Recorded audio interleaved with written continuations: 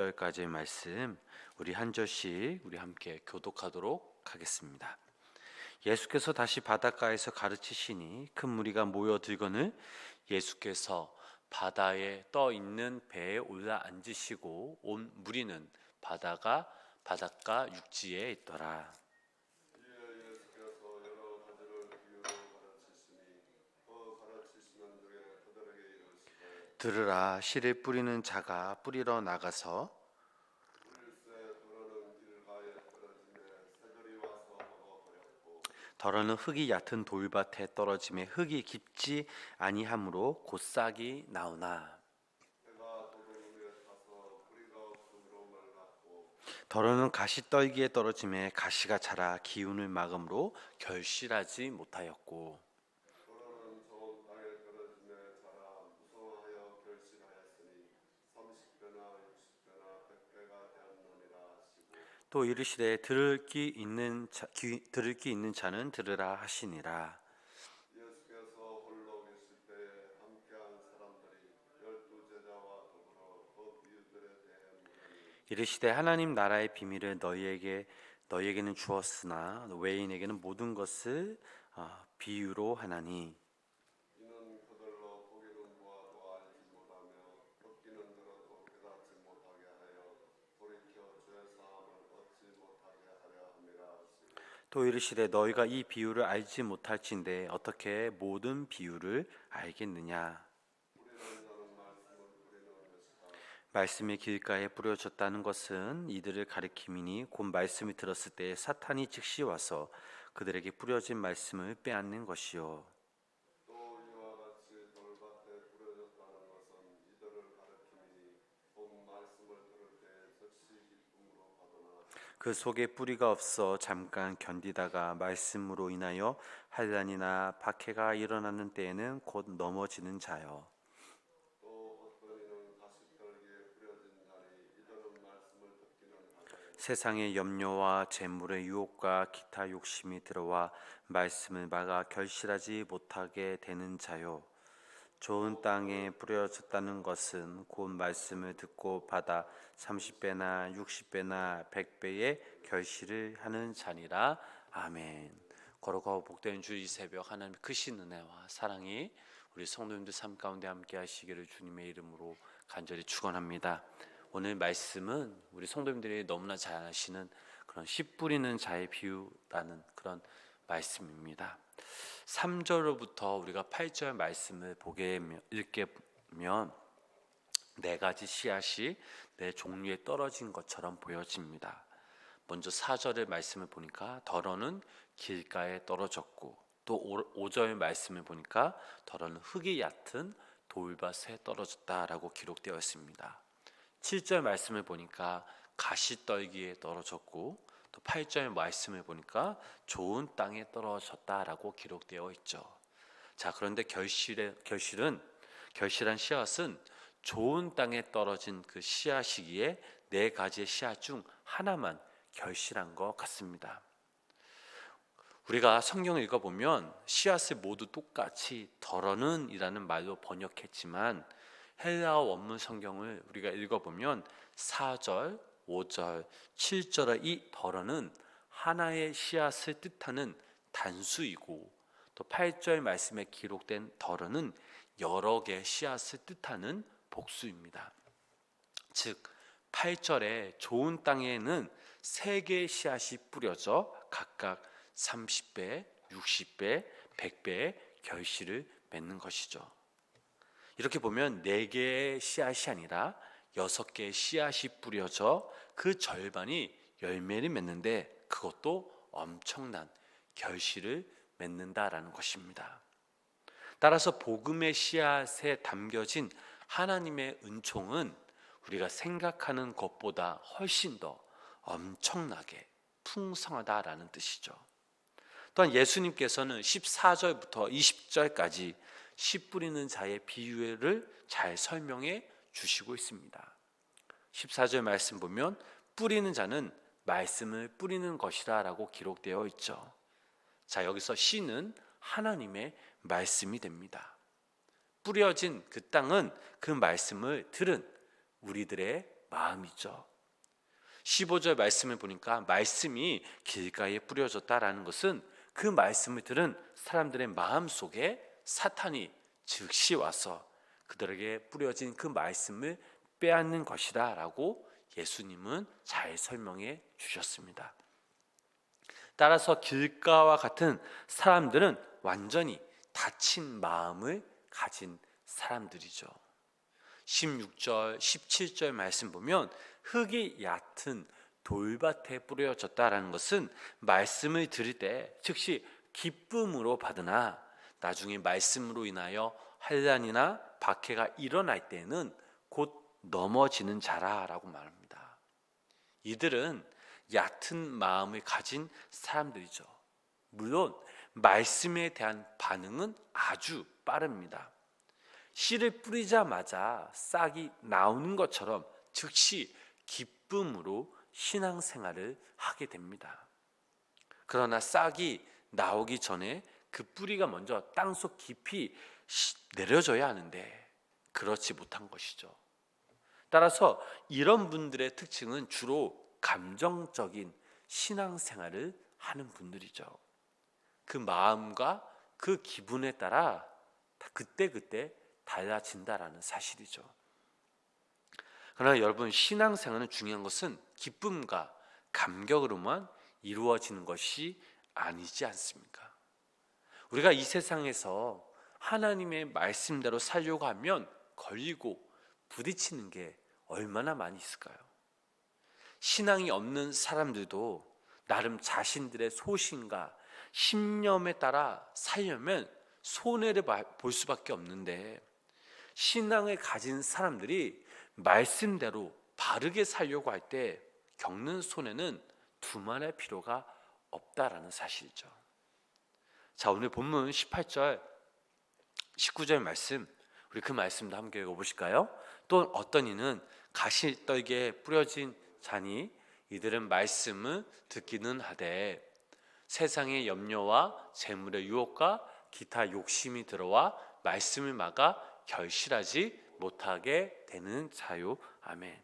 자, 하나님의 말씀이 이번에는 가시떨기에 뿌려졌다라는 것은 그들의 마음속에 염려와 욕심이라는 가시가 박혀 있다라는 것이죠. 세상의 염려는 대부분이 생활에 대한 염려, 건강에 대한 염려, 자녀와 부모님에 대한 염려입니다. 자, 이러한 염려는 하나님의 말씀에 집중을 하지 못하게 하죠. 그래서 흔히 사람들은 염려하지 않는 삶을 살면 우리는 때로는 물질적으로 많이 필요하다라고 생각을 많이 합니다. 물질이 많으면 염려거리도 줄어든다라는 것이죠. 우리의 그 염려를 이 물질로 채우는 것입니다. 마치 염려하는 마음과 이 물질에 대한 욕심은 마치 동전의 양면과 같다라는 사실이죠. 염려하는 마음이 커지면 이 물질에 대한 욕심도 커지게 됩니다. 그러나 있으면 있는 대로 걱정, 없으면 없는 대로 걱정하는 것이 바로 이 물질 아닙니까? 우리의 모든 염려를 하나님께 내어 맡기지 않는 한 염려와 재물의 노예가 될 뿐이죠. 마지막으로 20절 말씀 함께 읽어보실까요? 본문 20절 말씀입니다. 좋은 땅에 뿌려졌다는 것은 곧 그 말씀을 듣고 받아 30배나 60배나 100배 결실을 하는 자니라. 아멘.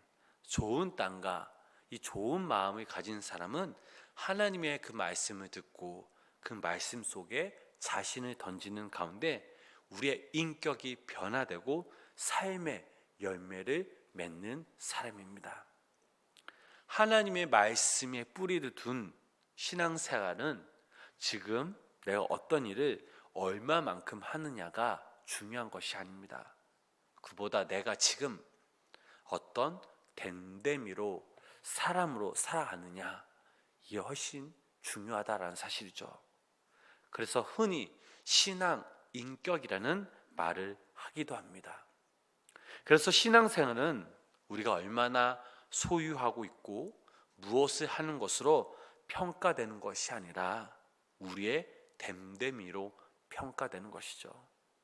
예를 들면 성격이 다혈질이고 불같이 화를 내는 사람이 말씀을 듣고 깨달아 자신을 그 말씀에 온전히 던져서 온유한 사람으로 변화될 때 그것이야말로 예수님이 말씀하신 30배, 60배, 100배의 결실을 맺는 것입니다.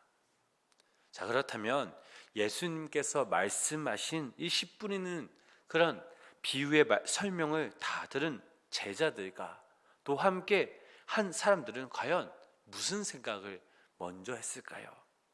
또한 우리도 이 비유에 대한 예수님의 그 말씀을 들은 후 무슨 생각이 먼저 떠오르십니까?